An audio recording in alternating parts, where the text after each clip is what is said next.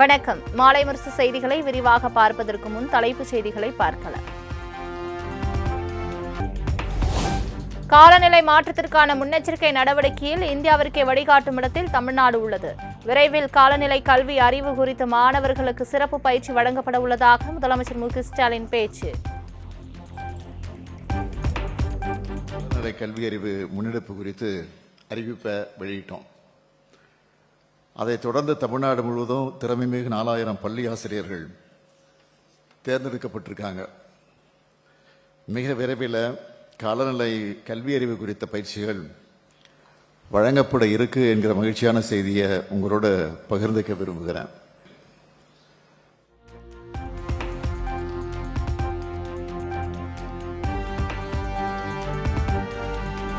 இரண்டாயிரத்தி 2025-26 ஆண்டிற்கான செயல் திட்டத்தில் கூல் ரூஃபிங் திட்டத்தை சேர்த்துள்ளதாக முதலமைச்சர் மு.க. ஸ்டாலின் அறிவிப்பு. பள்ளி மாணவர்களுக்கு சுற்றுச்சூழல் விழிப்புணர்வை ஏற்படுத்த சிறப்பு முகாம் நடத்த உள்ளதாகவும் பேச்சு. 2025-26 ஆண்டுக்கான செயல் திட்டத்தில் சேர்த்திருக்கிறோம். அம்பத்தூரில் இருக்க பெருந்தலைவர் காமராஜர் அரசு பெண்கள் மேல்நிலைப்பள்ளி வகுப்பறைகளில் கூல் ரூஃபிங் எனப்படுகிற அதிக வெப்ப பிரதிபலிப்பு மிக்க வெள்ளை பூச்சிகள் பூசப்பட்ட பள்ளி மாணவர்களுக்கு சுற்றுச்சூழல் விழிப்புணர்வு ஏற்படுத்த ஆண்டுக்கு 2 முறை மாவட்ட காலநிலை மாற்ற இயக்கம் மூலமாக நடத்தப்படும் ஒரு நாள் கோடைக்கால மற்றும் குளிர்கால சிறப்பு முகாம்களை 2 நாள் முகாம்களாக பள்ளி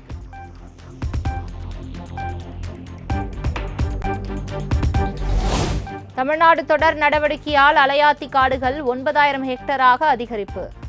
மாசை தடுக்க சென்னை மாநகரில் விரைவில் மேலும் 600 மின்சார பேருந்துகள் பயன்பாட்டுக்கு வரும் என்று முதலமைச்சர் மு.க. ஸ்டாலின் அறிவிப்பு. நாட்டில் 4500 ஹெக்டேர் பரப்பளவுக்கு இருந்த அலையாத்தி காடுகள் 9000 ஹெக்டரா, அதாவது 2 மடங்கா அதிகரிச்சிருக்கு. இந்த சாதனையில் பங்கு வகிச்ச எல்லாருக்கும் இந்த நேரத்தில் என்னுடைய பாராட்டுக்களை நான் தெரிவிச்சுக்கிறேன். முதற்கட்டமா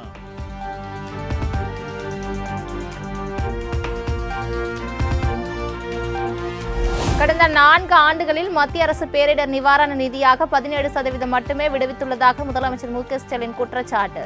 திராவிட மாடல் அரசுக்கு வளர்ச்சி ஒரு கண் என்றால் இயற்கை வள பாதுகாப்பு மற்றொரு கண்ணாக பார்ப்பதாகவும் பெருமிதம். கடந்த 4 ஆண்டுகளில் நமது மாநிலத்தை பாதித்த பேரிடர்களுக்கான நிவாரண நிதியா தமிழ்நாடு அரசை கேட்டதில் வெறும் 17 விழுக்காடு தான் ஒன்றிய அரசு விடுவிச்சிருக்கு. நம்ம கேட்டது 24,679 கோடி ரூபாய்.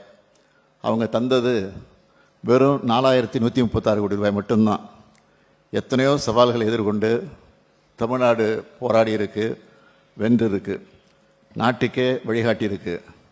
அதுபோல் இந்த காலநிலை மாற்ற சவால்களையும் எதிர்த்து தமிழ்நாடு போராடும். தமிழ்நாடு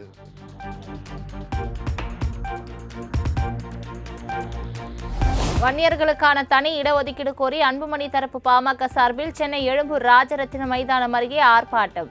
தமிழக அரசுக்கு எதிராக பதாகைகளை ஏந்தி முழக்கம்.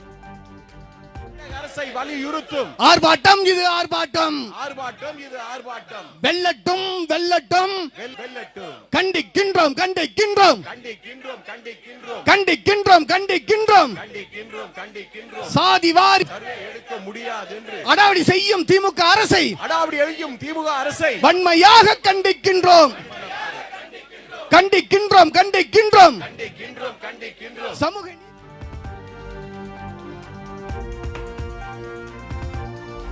வன்னியர்களுக்கு இடஒதுக்கீடு கோரி அன்புமணி தலைமையில் நடைபெற்ற போராட்டத்தை புறக்கணித்த அதிமுக. பாஜக பாமக சார்பில் ஆதரவு தெரிவித்து ஆர்ப்பாட்டத்தில் பங்கேற்பு.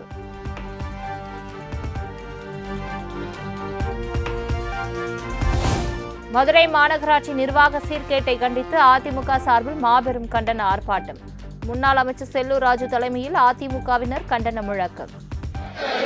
24 மணி நேரமும் குடிநீர் வழங்க மாண்புமிகு குழு தலைவர்கள் திமுக.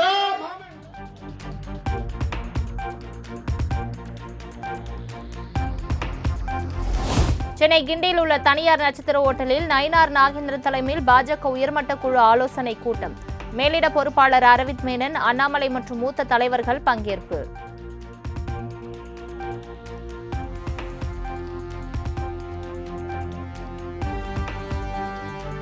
டிசம்பர் 22ஆம் தேதி தமிழ்நாட்டுக்கு வருகிறார் தமிழ்நாடு பாஜக தேர்தல் பொறுப்பாளர் பியூஷ் கோயல்.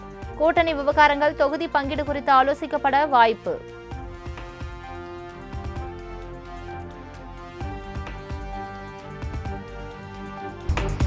திருவள்ளூரில் பள்ளி சுவர் இடிந்து மாணவர் மரணமடைந்த விவகாரத்தில் பள்ளிக் கல்வித்துறை அதிகாரிகள் மீது வழக்கு. வட்டார கல்வி அலுவலர், மாவட்ட கல்வி அலுவலர், தலைமை ஆசிரியர் மீது வழக்கு பதிந்து காவல்துறையினர் நடவடிக்கை.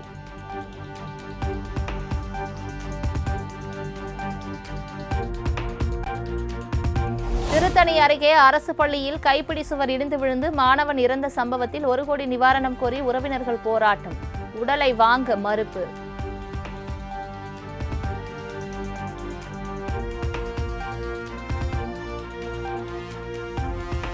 ஈரோடு பெருந்துறை அடுத்த விஜயமங்கலம் டோல்கேட் அருகே நாளை நடைபெறவுள்ள விஜயின் பரப்புரை கூட்டம். முன்னேற்பாடு பணிகள் 80% நிறைவடைந்த நிலையில் மாவட்ட காவல் கண்காணிப்பாளர் சுஜாதா நேரில் ஆய்வு.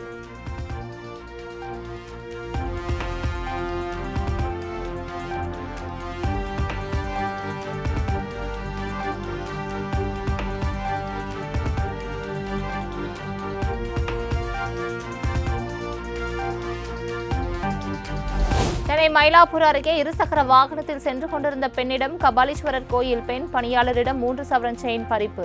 சிசிடிவி காட்சிகளை ஆய்வு செய்து மயிலாப்பூர் போலீசார் விசாரணை.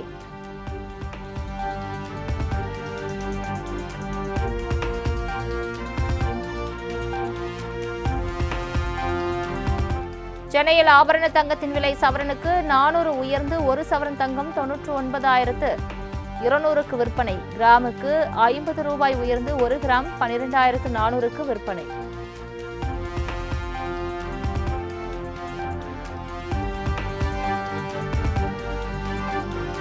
வெள்ளி விலை கிலோவுக்கு 11,000 அதிகரித்து புதிய உச்சமாக 1 கிலோ 2,22,000க்கு விற்பனை. 1 கிராம் வெள்ளி 222 ரூபாய்க்கு விற்பனை.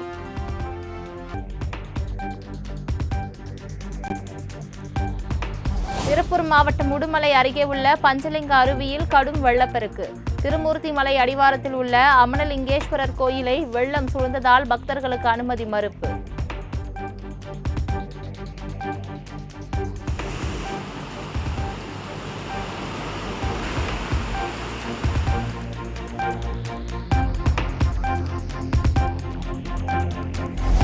கனமழை காரணமாக பொள்ளாச்சி கவி அருவியில் கடும் வெள்ளப்பெருக்கு. செந்நிறமாக தண்ணீர் ஆர்ப்பரித்து கொட்டுவதால் சுற்றுலா பயணிகளுக்கு தடை.